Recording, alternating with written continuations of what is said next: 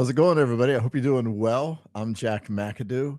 I want to talk about music and sound today.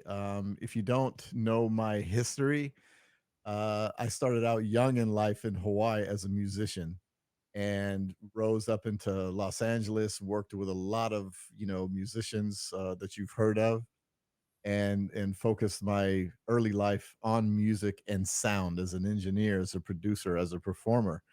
And as I've gone on my spiritual journey, there's a modality which is sound healing and using bowls and different instruments like that. And I've been attracted to it.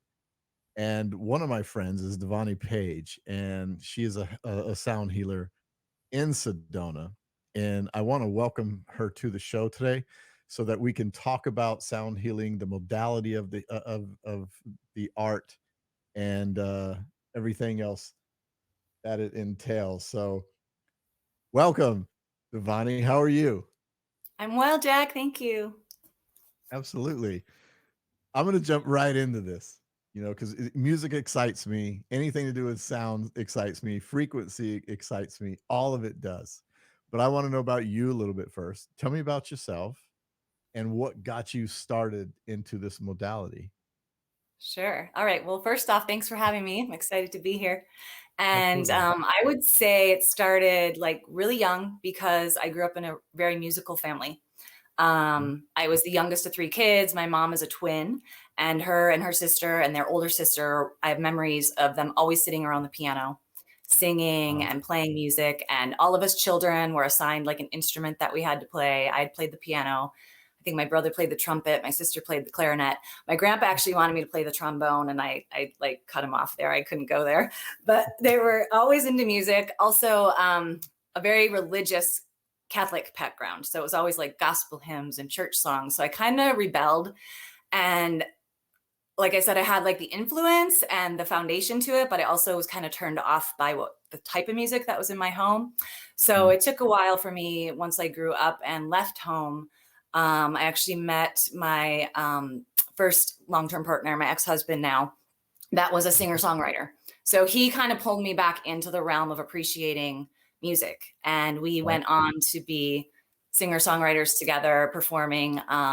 This was in the Midwest. We were in Minnesota, northern Minnesota, and that whole area, playing along the boardwalks of Lake Superior, playing in cafes and resorts. And he got me to pick up a guitar, which the bonus of that was I love to sing. So I had like Right. something accompany me with my voice. Right. But over time, I didn't really resonate with the guitar, and I ended up getting gifted a native flute. And that's when the light bulb went on and the joy came back because the native flute just really resonates with me. Mhm. From there, being in Sedona as well, by the time I moved here, I was getting into yoga. That's why I came out to Sedona. I got sucked and pulled in and stayed here, and it brought me full circle again with music and sound. Mhm. When I was in my yoga training, I realized how much of everything reality is sound. Everything's vibration, right? Everything is energy.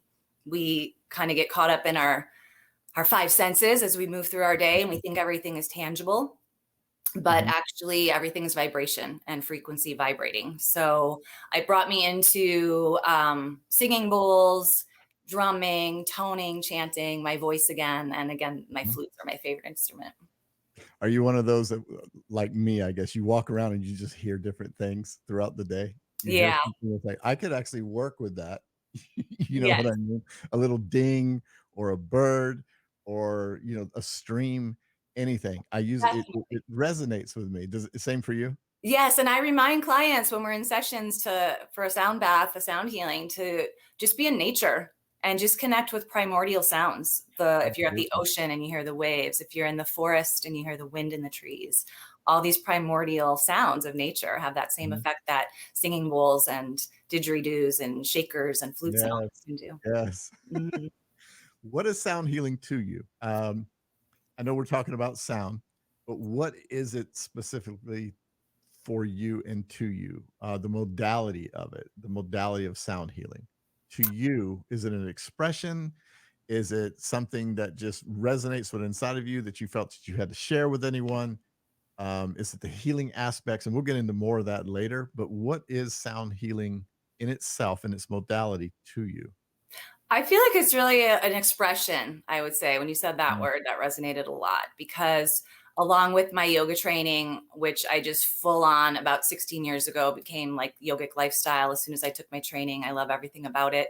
And it packages really well, like I said, with sound and right, sound healing. So I would say the expression, my soul, just like we're creative beings and we have to move energy. This is the way right. through yoga and sound healing is the way my most favorite modalities to move energy and just for myself, but then also for the gift of just giving to others, Mhm. which we can get into about why it's so beneficial. Absolutely. When you're okay, so when you're in your practice of sound healing, when you're there by yourself or with clients, do you work with the frequencies that you feel? Say you do a meditation or whatever you do to prep yourself for the modality and helping yourself or others. Do you meditate and absorb the frequency around you, and then that leads you or guides you into the bowls, into the flute? Is it a set pattern? I mean, is it something that when you begin playing a bowl or something, it begins to resonate with you internally and then you express it that way? Is that how you work with frequency? I tune in. I kind of have a signature sound healing that I love to Mm, offer. It's called Seven Flutes of the Seven Chakras.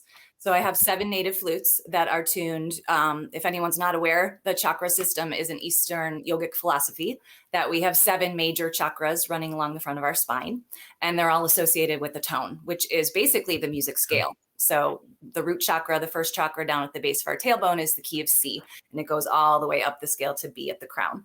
Um, so I have this kind of planned out chakra balancing session with my clients, but then from there I just kind of get on my own way and follow intuitively of what comes out for each of those chakras as I'm moving through the Mhm. session with my flutes and my bowls and my voice. It's all unique each time, just I kind of getting out of my own way, intuitively expressing in that moment. I never knew that the root chakra was in the key of C. Yeah.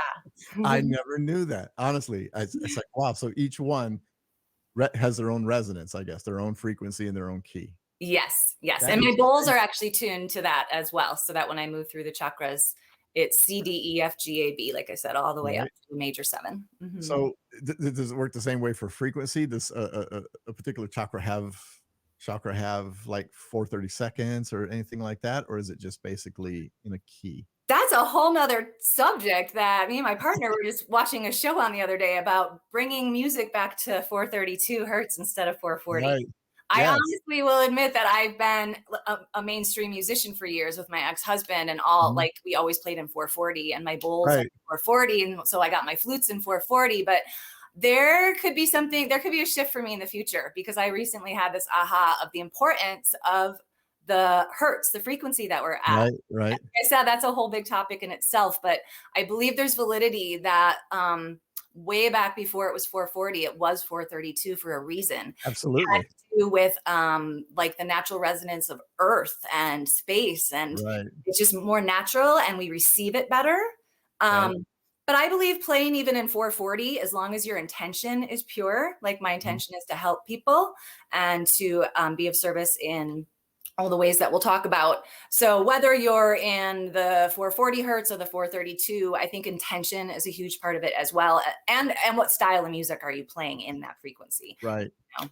When, I wrote if I was using frequency as a base, and I really never did a whole lot of 440, it was mostly 4/32 and what is it, 540, 540? But if I was in 432, I could actually play in the key of C to match that frequency. Yeah. And I know on YouTube, there's a lot of people that use frequency, no one's using a true tone. It's usually some kind of, vibe music over a frequency. They're Hmm. really not playing a pure tone, Right. which is interesting. Um, so when you're in a session with someone using frequency and aligning chakras and that, do you begin to pick up from them the energy, the frequencies that they're beginning to give off because of the sound? And do you adjust to that? And do you switch to more of a free flow, something that's resonating with you and them? Do you do that as well once you've done the alignment? You get Yeah, like yeah. a riff. I definitely just kind of get out of my own way. Like I said, Mm, it's kind of like a different zone that we're in when we're in a session, and it's intuitive and it's unique each time. I have clients that come back repetitively for chakra balancing, and they always share that different each session brings them a different experience. And like, for example, some flutes some days will feel really heart opening and peaceful, and right. then other times they might feel agitated by a certain tone, by a Mm, certain flute or bowl, because they're moving energy. What's coming up is on its way out. So right. sometimes, hopefully, mostly it's pleasant, but sometimes there's like a discord or a rub that happens too. And that's just all part Yeah. of the process. It's all part of moving energy and releasing. So when you're moving energy in that way and they're releasing and say it's something toxic within them and it resonates itself or shows itself as a frequency, I know you pick up on that. So do you continue with that frequency to work on it to make them feel uncomfortable and maybe dive deeper that way, or you just move on to something else and see what happens? I'm just wondering because if you're working on something and the frequency is resonating, but bringing something out of them, maybe a trauma, something that they need work on, do you keep honing in on the frequency or do I you just I move do away from it? typically I do, because that's the whole point, to just kind of feel it and move Mhm, it. And then by the end, usually, it's resolved. That energy percolated and came out. I've had so many amazing feedbacks of everything from colors to wow, seeing their past grandmother and receiving a message, seeing their elders, wow. seeing one person asked me if along each chakra, instead of seeing the color, was it okay or normal that they saw their spirit animals? And I said, everything's possible, everything's okay and Yeah. valid. So it's unique to every person. And some of Mhm, us are visual, some of us are not. It's all different and it's all perfect. But I would say the consistency of just coming back to it, like any type of meditation, is mhm, beneficial too. I mean, having a sound healing session once is great, but coming back to it again and again can go deeper, just like you mm, don't typically usually just go to a massage therapist sure. once and then feel good for the rest of your life. You want to go back and get another massage. So sound healing is kind of like that. It's a modality that has a wonderful way to help energy move and to help us grow and expand and release, but we want to revisit it. We want to keep coming back to it if you choose to have it as part of your self-care and a routine that can help you in ways physically and emotionally. Absolutely. I know that you've probably seen all kinds of things, traumas, different reasons why people are coming to you. And it's not all, I know it's not all necessarily trauma. It's just some people just like to feel a frequency and get realigned with it.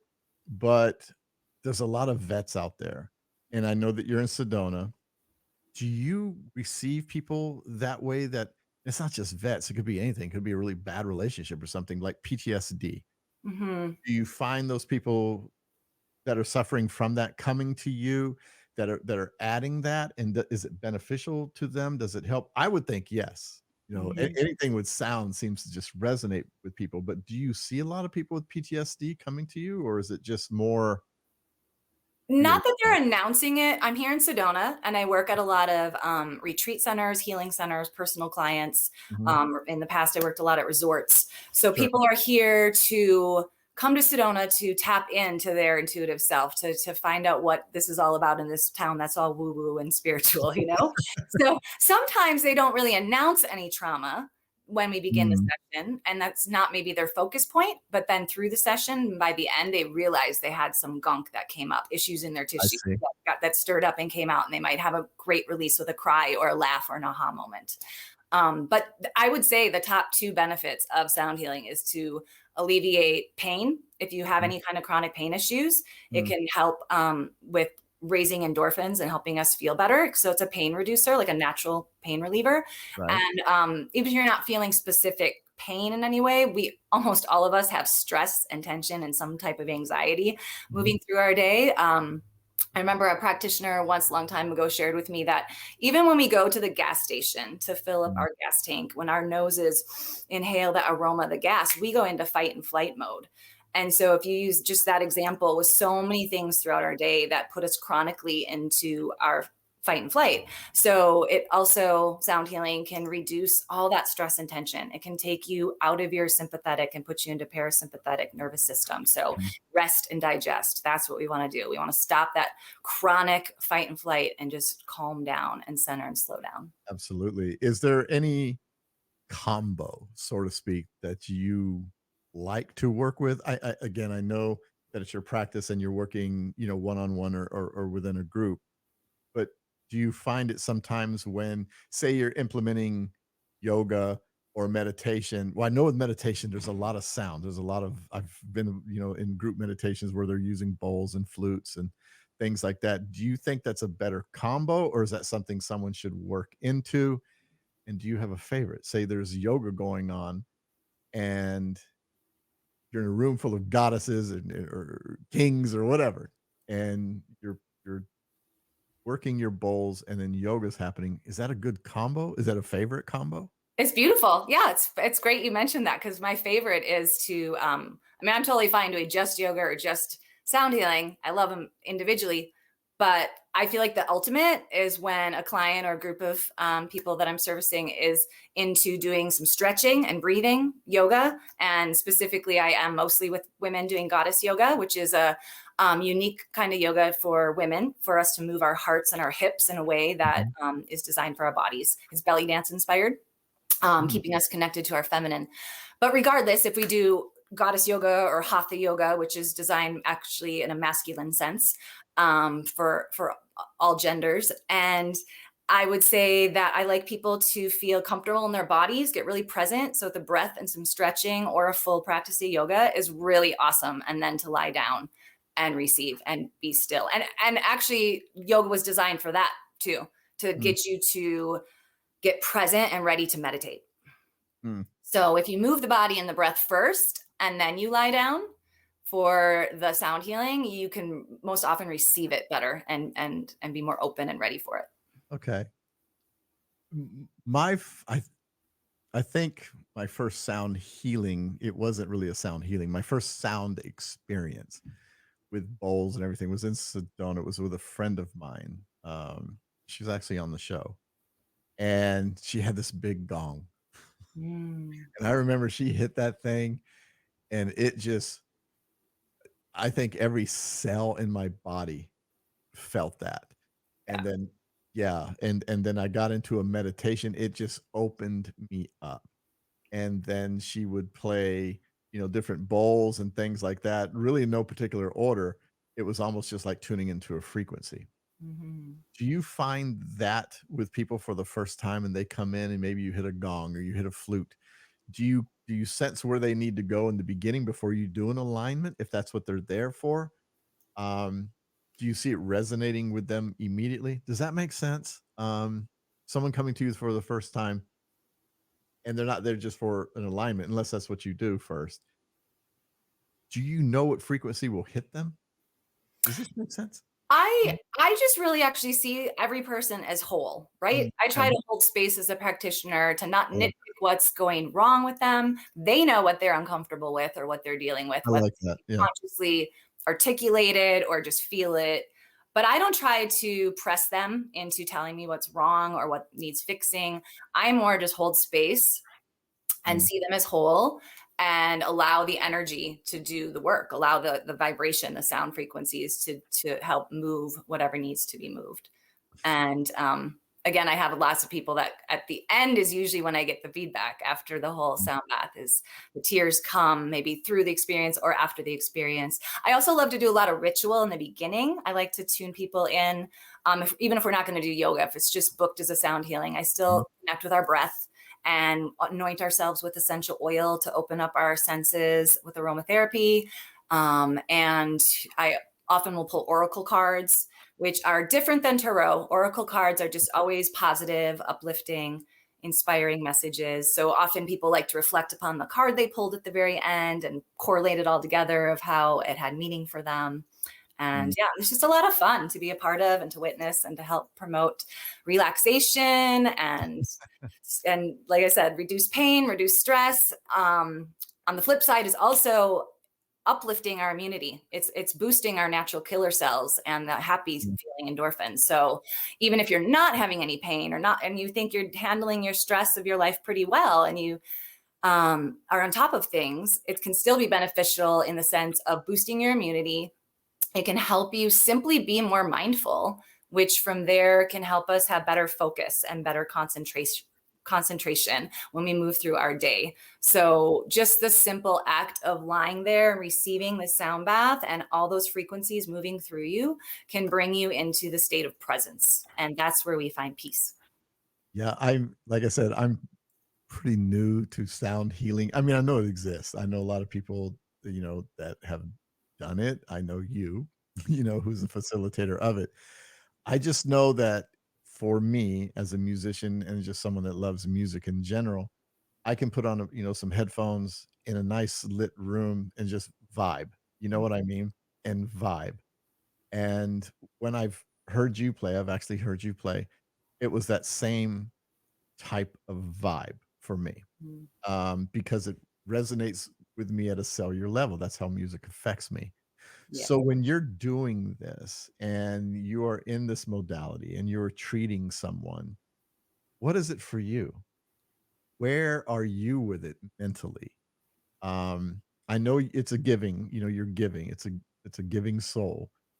But as you're performing this and you're working with your instruments and you're free flowing, what is it like for you?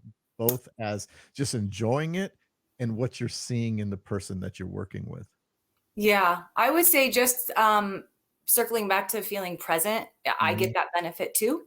It helps me just slow down and be in the moment, be with this person or this group with this intention and this focus and this frequencies. And it's a beautiful space to be in. I kind of just try to get out of my own way, get out of my lower self, ego self, and just be present. And it's unique and just flows perfectly every time. It's a great Yeah, practice. I've been doing it for 16 years here there in you town. go. So it's just like it's my life. It's what I do. It's who I am. Yeah, Yeah. you were just talking about it before I asked you that question, and I was visualizing this, I was just visualizing, the bowls and the flutes and a gong and just in an amazing environment, I know you do retreats and, I can see Costa Rica or Bali or something like that on the beach and just working with this and hearing the birds, hearing the water, hearing the sound. I mean, you can just be drenched in sound.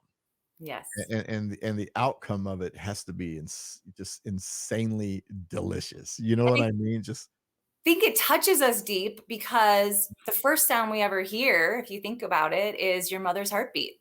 When yes. you're in the womb and you're developing, the first sense you have is the vibration experience of the heartbeat of your mother.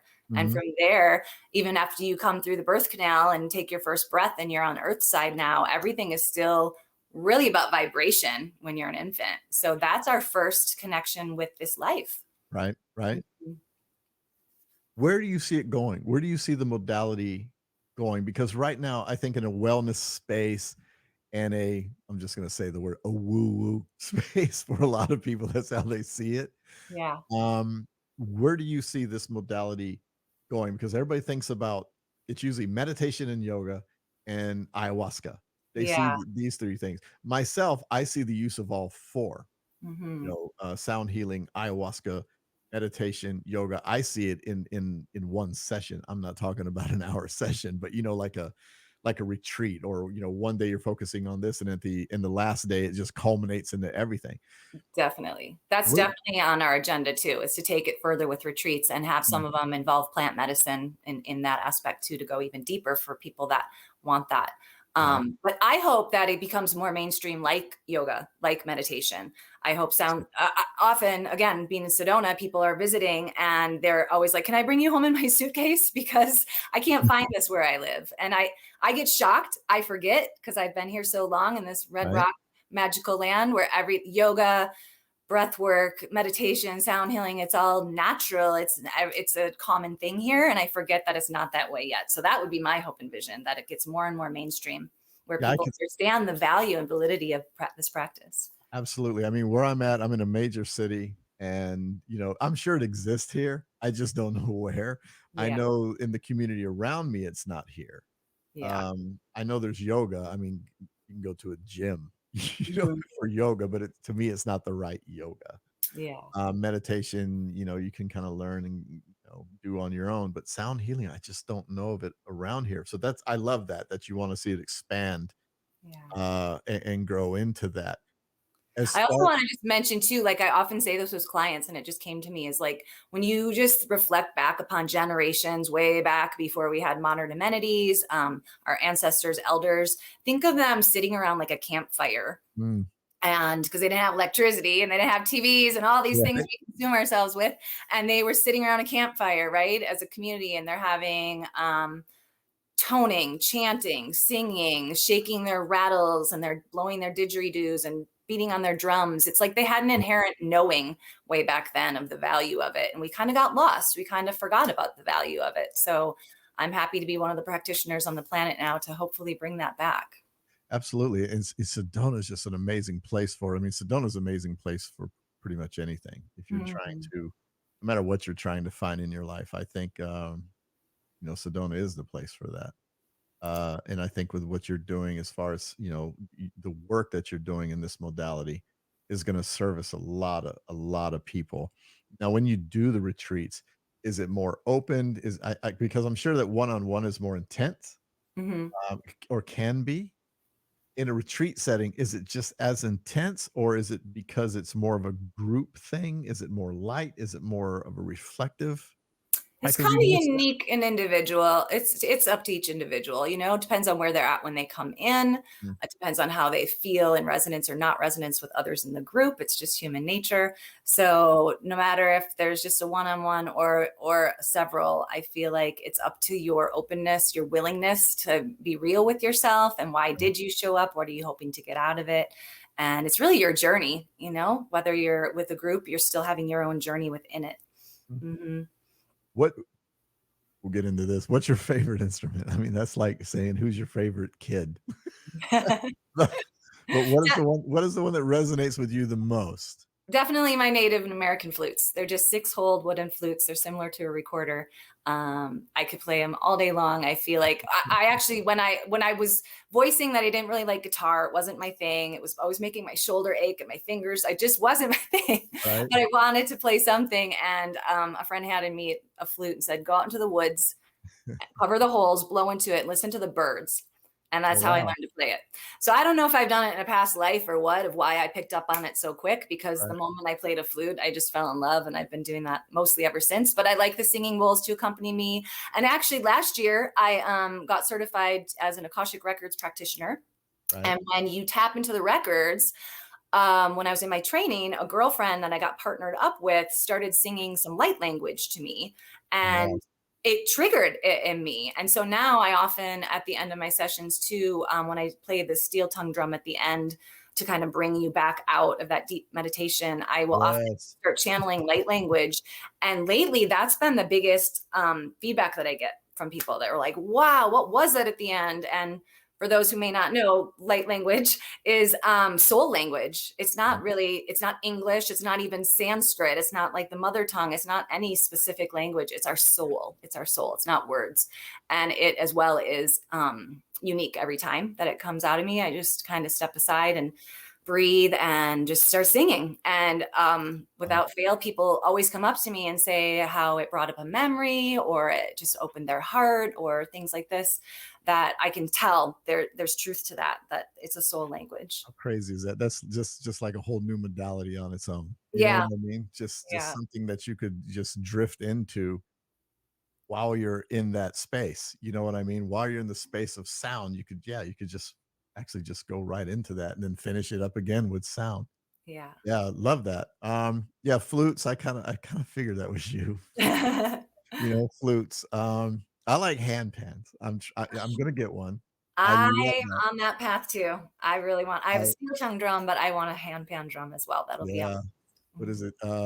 G D Celtic 7, I think, was the sound that I heard. It just Nice. it just took me somewhere. The Yeah. first time that I heard it, it And I just think to play it would be very meditative. I've borrowed a yes. friend's, I've played it a time or 2, but to really have my own Mhm. instrument, that's definitely on my list too.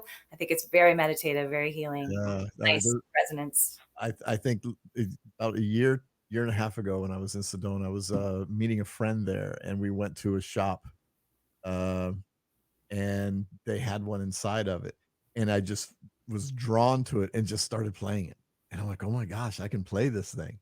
And I don't think it was because I was a musician, I just think because it resonated, and, for me, that's just it filled my soul immediately. I'm sure it does the same for you, you know? That's what I love about a lot of these instruments that are used for sound healing. Mhm. Anyone, you don't have to be a musician with a background or feel like you know how to play anything. Drums, like I have a couple djembes right behind me, you just tap it. Yeah, yeah, Shakers, you just shake them. yeah, There's ways that the handpan drum, you can just tap it. There's ways that you can get comfortable with sound, even if you don't right. feel like you're a musician. Mhm. It's like being a professional percussionist, you Yeah, know? yeah, So yeah. so outside of sound healing, I know I mean, we'll dive into it just a little bit. I know you do Akashic records. You wanna talk about that? Is that something, you're Sure.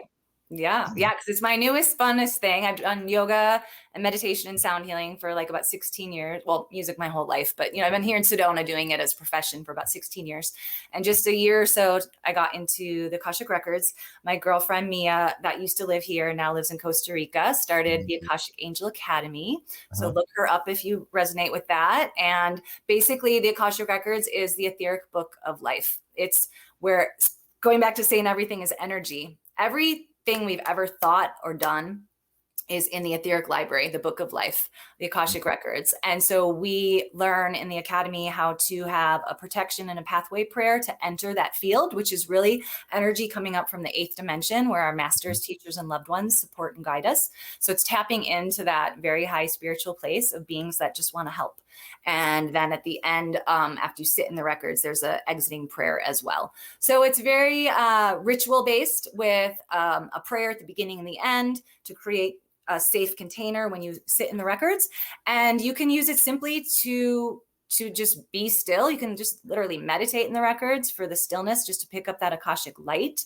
Or you can have sessions with me or other practitioners with regards to feeling, getting answers for questions you have.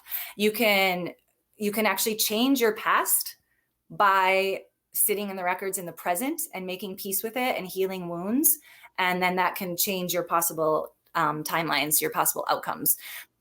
The records, I will say, is not like a psychic reading there, and really nothing is set in stone because of our free will. So when you're in the records, it will give you options of different timelines and show you possibilities, but nothing's written in stone. We can always change where we're at in every now moment. Are you seeing people more people being drawn to that? Uh, Mhm. I really? would say it's kinda on the wavelength of sound healing, where it's obviously not as common or well known, but, Right. we're hoping, those of us into it are hoping to spread that. It creates kind of a heaven on earth with just a higher understanding that everything's vibration, whether you get there with sound healing or through the records or your own style of meditation. I just hope for everyone to rise above the primal, animalistic parts of us and tap into that higher spiritual sense, our divine selves that we are. And that I feel like in this 3D reality, they're actually trying to keep us from technically. They're trying to disconnect us and create discord. And we have all these beautiful ways, the yoga, meditation, sound healing, sitting in the records Yes. to connect with our divine self. And that's Yes. where we feel good. That's where we find our power, our gifts, our inspiration. Absolutely. I had an Akashic session with you, Yes. just being transparent. I did. And even for myself in life, just looking at different modalities, always on my search, through meditation, sound healing is something I want to get in more. I think more for alignment. The healing aspects I've always thought about something that I just kind of do on my own through my meditations and things like that. Alignment for sure. I want to work with you on that. I'm sure other people that are listening to this are going to want to too. Um, yeah, the Akashic Record sound healing, absolutely. I think it's something I need to implement more because I've worked with you on one of them. Yeah. But yeah. And Sedona, if you're going there, is ground zero for it's like the mothership. It It's is. like it's like the mothership for everything. Everything comes out from Sedona to Boulder, And and she's then not very gentle. There's this phrase that she'll suck you in or spit you out. And oh, that I she know. sucked me in and embraced me. And I've been really open to growing constantly as a person, but I've witnessed people get spit out time. Oh man, I've been going to Sedona for years, and I've seen it. And I actually wrote a blog about it about 2 years ago after a trip to Sedona where I hadn't been in a few years, and I went, and it was totally changed. And then I would write in my blog, and I've actually done shows about it where the element itself had changed. There was in this isn't putting anyone down. I'm not doing that, but there was an element that came in from Washington, Seattle, some California, and they basically destroyed it. They were leaving trash in hikes. They weren't respecting the ground. They were going to come there and try to turn it into something that it is not, Mm-hmm. and they're not there anymore. It's like Sedona itself spit all of them out. It's like, this is not what I am, and you're not going to try to bring that here. And I've always looked at Sedona as just a space for people to come for healing, to be who they truly are, to celebrate who they are, whether it's their religion, their spiritual beliefs, no matter what it is. Sedona's always been there to embrace that, something that's pure. It's just like sound healing is pure, Akashic Records is pure, plant medicine pure. I will say this, I'll just throw this in. Maybe it was Sedona, but every time I go to Sedona, I actually go to her grave. And it's interesting. I tell people that Sedona was a person, and it blows them away. And I actually tell them the story. Mm-hmm. And they had no clue that, there was a Sedona and Schnebly, and she's literally buried there. I don't tell people where she's buried just for privacy for the family. Yeah. Um, but I do go there every single time, and I always feel her energy, always. So with her spitting people out, I've seen it. And I Yeah. think Sedona itself is going through its own cleansing right now. I know COVID destroyed everything. Then a lot of the residents tried to profit on that through Airbnbs and everything else. This shows like going somewhere else. Yeah. but but with people such as yourself in doing what you're doing along with everyone else there, I think Sedona will find its heart again. I hope so. Yeah. Mhm. Because I believe, way back the Indians, the natives didn't live in Sedona proper. They came into town to use the energy here, just like the full moon amplification. Right. There's like a electromagnetic amplification here. And the natives knew that and honored that. And so I just hope that I feel like there's a lot of practitioners in town now with the right intention, and people, those of Yeah, us, try to cleanse. There's so many people coming in droves for the experience and for healing, but we also have to remember to clean that up and clear it and give love absolutely. and respect back to the earth and back to Sedona. Mhm. Absolutely. Absolutely. Yeah. Anything else you want to add? I know we're going to give out your contact info here in a minute. What do you want to add if I haven't covered something about your modality and I what would it offers? just say that if all this is new to you, get really curious about it and give it a chance. Give it a try as a modality, a sound healing in particular, with our topic today, because it's so beneficial. And I witness it time and time again. A lot of people that I do a session with, it is their first experience with it. And I feel very honored to always witness that. And people get blown away at how it's so simple, because your only job is to show up, be willing to prepare with me, like I said, with some ritual, and settle in and get present. And then your job is to lie down and relax. I get you really comfortable, and you just receive and be open to the possibilities, be open to seeing how it can shift your energy. Absolutely. People can do this on Zoom as well, right? Zoom Mhm. or Yes. whatever. If you can't make it to Sedona, I have clients that I do online with Zoom as well. So you can lie in the comfort of your own home and still move through the process. And I know there's going to be a retreat. It's at the planning stages, but that will be fun. Yes. That's where, and I'll even put that on the website too when everything's ready. When we get closer. Well, I thank you. I thank you so very, very much. Thank you, Jack. It's great to be here. It was Absolutely. fun. I'll have you on again for sure. Yeah. Tell everybody how they can get a hold of you. Of course. So you can look me up at theenchantedlotus.com. If you happen to be in Sedona this week on Friday, the 18th, I'm at Shine Sanctuary in West Sedona. It's one of my public venues at a retreat healing center for sound healing, chakra balancing. So I'll be there on Friday, the 18th, as well as next Saturday, the 26th at Shine. So if you happen to be in town, I'd love to see you there. If not, look me up on my website and we can do it in person or online. Nice. Very nice. Well, again, I thank you so very, very much for spending some time with me and to everyone that supports this show. Great. Thank you. Okay. All right. Mm.